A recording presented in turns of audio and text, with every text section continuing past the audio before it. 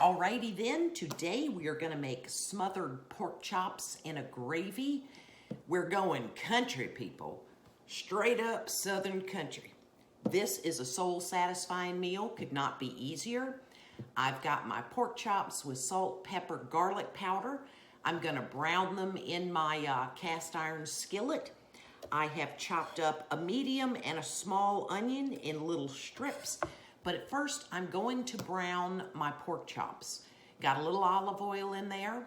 Then I'm going to brown them really good on each side. I'm then going to add my onions and cook them down.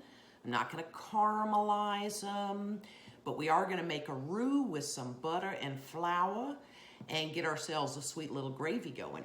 You do not have to use an expensive cut of pork chop, because this is going to cook for maybe 1.5 to 2 hours after we put the brown pork chops back in. And whatever cut of pork chop you have, mine have a bone in it, they'll get more and more tender. It's a no-fail meal, and it is soul satisfying with some mashed taters as a side. So let's make some smothered pork chops in gravy. Oh yeah. So I have my pork chops, salt, pepper, garlic powder. I'm going to flip them over, put that on the back. It ain't hard.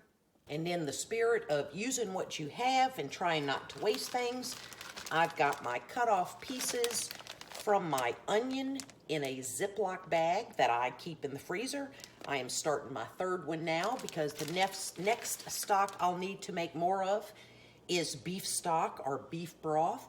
And I have plenty of bones I've been slowly accumulating in there that I will brown off and then use all these vegetable discards from celery and carrots in my broth.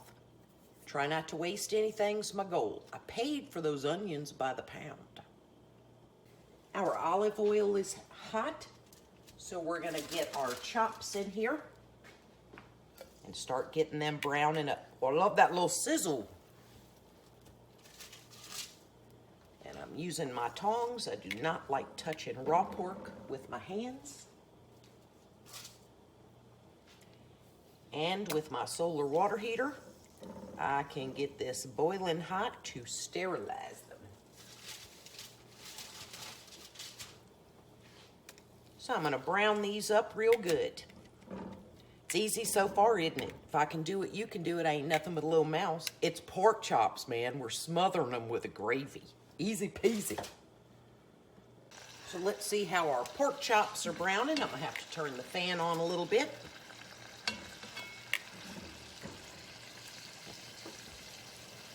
Let's slide them around.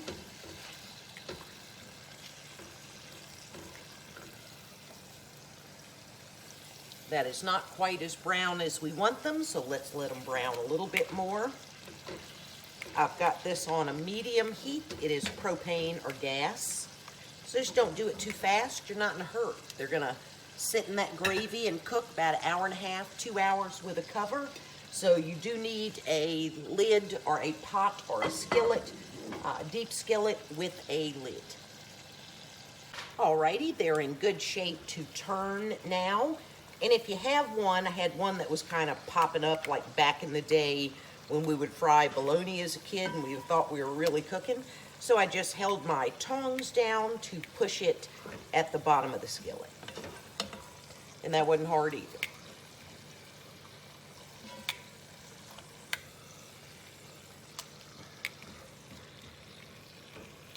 So I'm gonna brown these well on this side as well. This is a very well seasoned cast iron pot or skillet.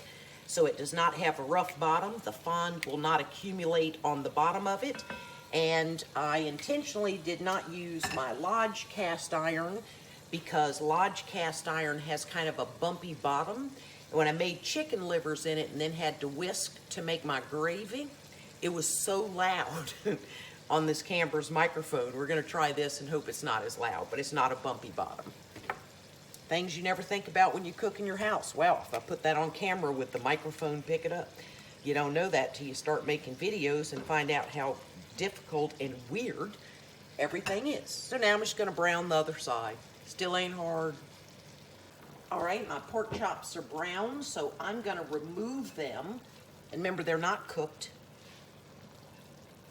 And when I put them back in, I'm also going to take the juices that are going to be in this plate and put them back in.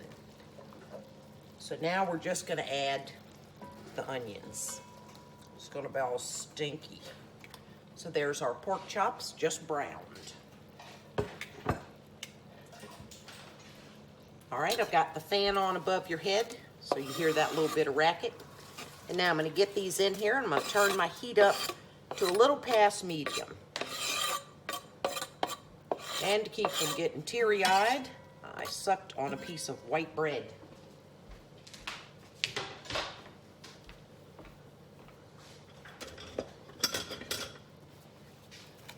Get our heat up some, and let's get our onions cooking down. If you home can onions, you can certainly put those in, or if you use onion stock, you can use one beef broth and some of your onion stock. You can use vegetable stock if that's all you have. Things are interchangeable. At first, as you sweat down your onions, you notice you have a lot more liquid, and you think, oh, this is a mess, right? But if you can notice now, there's very little liquid left as they sweat down. So don't be alarmed, and if you use a lot more onions, you'll have a lot more liquid, but it will start to cook or evaporate off because it's taking the water out of those onions. Easy peasy. So my onions are where I want them right now, so I'm going to take them out. Some people leave them in and they make their roux. I end up with a gloppy mess, so I just remove them. Ain't hurting nothing. And every bit of liquid that ends up in the bottom of this bowl will go back into the pot. So I am just not good at doing that. So let me get these out. So we're gonna throw in our half a stick of butter. These few remaining onions that are here, that's as many as I want in there. They're gonna get very brown. So that's a half a stick of butter. Oops, I lost a little bit.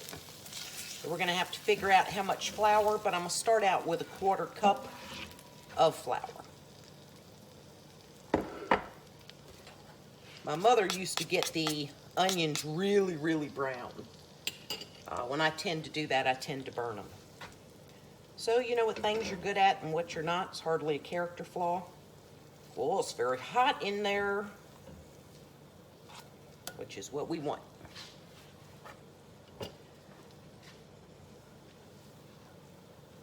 Ooh, scary hot. Look at all that bubbling action. All right. So like I said, starting with a 1/4 cup of flour. You can always add more. Can't take away. So at first you're like, oh, this is hard to move.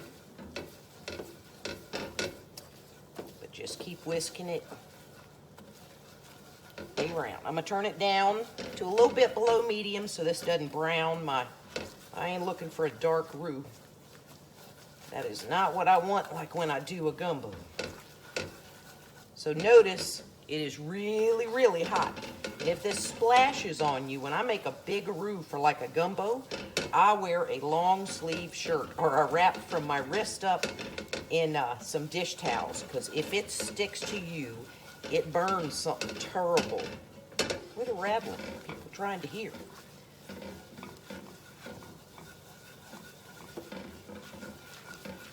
Now I taste it so that I can figure out if the flour taste is gone. And I don't know if you can tell on the camera, but it's getting very hot very quick. And it will turn very dark brown on you before you know it. Nope, still got a little bit of a flour taste. And if you can see what onions are in there, they get very brown. They are not burning.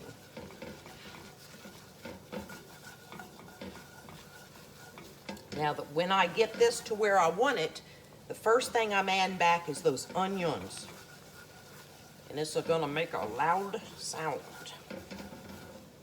So I just don't want this to stick. And this is the greatest cast iron skillet or high-sided slanted skillet I've ever had, and I'd give anything to find another one. But like I've said before, I got it in Spain. Nobody wanted them.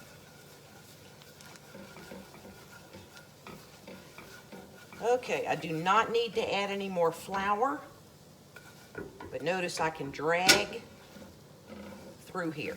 Okay, so let's cool this off with our onions.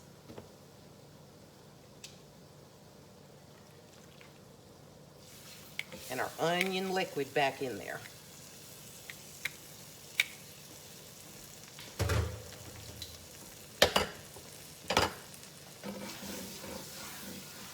And see how gloopy that gets?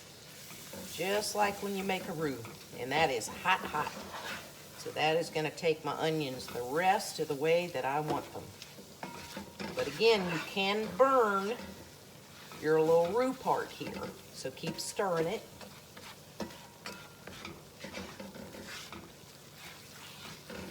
Oh my gosh, that smells good. So, I don't know if you can tell, but the onions are much browner now, just from going in that super hot roux. Because that is hot. They're not burnt.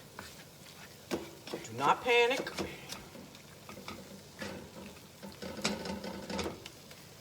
So now to cool this down, I'm going to get my beef broth in here.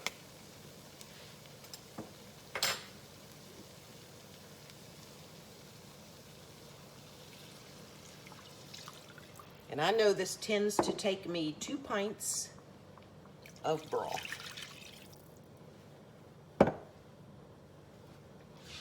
Now I'm going to turn my heat back up to medium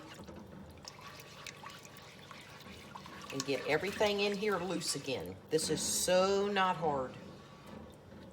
It's not much different than doing it this way to make Salisbury steaks.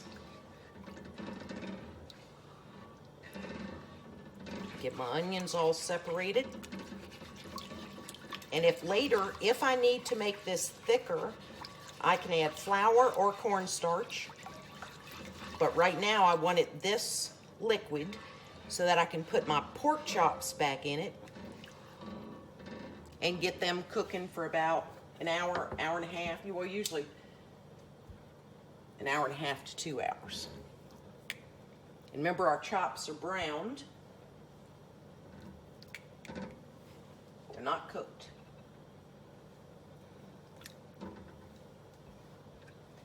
Now I'll watch these chops.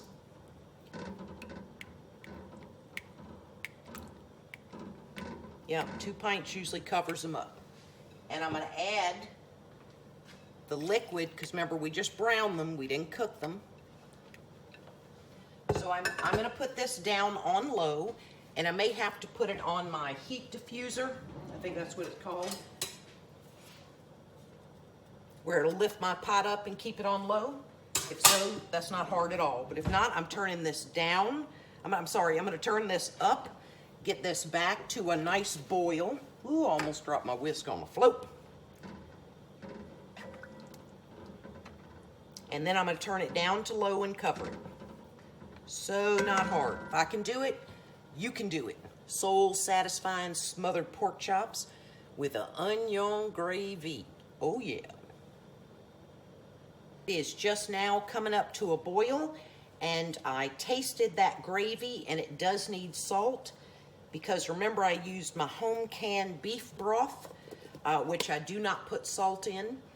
And if you're using something like better than bouillon, beef or chicken, it's going to be high in salt. So don't just automatically throw in salt because you're used to salting something. Taste it first. Because nothing is more horrible than an over salty gravy. Ick. So there's the boil I'm looking for. Got my salt in there. Now it's going to go to low with my lid on it. Say it starts getting too hot in about 20 minutes, I can put my lid askew, or a little cattywampus as I call it, and it's gonna get more and more tender, about an hour and a half, 2 hours. Alrighty then, we have been at an hour and a half, and this is a beautiful thing. I have to be careful with the pork chops because they are falling apart, but I'm going to get them onto a plate And then I'm gonna, I was gonna say stiffen up my gravy. I think I'll thicken it. Big words, struggling with. I have cranked my heat up and it's coming to a nice boil. And if you use one of these heat diffusers, they are not designed to have a medium or a high heat under them. So I do have to remove that before I bring this back to a boil to thicken it. So just remember that, or you will destroy your diffuser, and I guess if it melted, it might affect the bottom of your pot. That ain't a good thing. Nope, love my pot. It thickened up very nicely with just a little cornstarch and water. And you do have pieces of the pork chop. You've got the onions in here. This is not fatty bits from the pork chop. The pork chops really cook nicely, and sometimes they break up in there. But since that's gonna go on a mashed tater, it's gonna be good. So I'm gonna turn the heat off on this and make myself a plate. Oh yeah. It is clean out the fridge night, which means I'm gonna have some peas and some corn. And remember, corn is a grain, not a vegetable, as my daddy would say. So anyway, this pork chop is falling apart. I struggled to get it out of the pot. So, and I know it's cooked because remember, it's been in there an hour and a half. Oh yeah, rocked it. This is a soul-satisfying meal. Pork chops can pull you out of depression and make you extremely happy. So I'm gonna go chow down. Yummy. Oh yeah.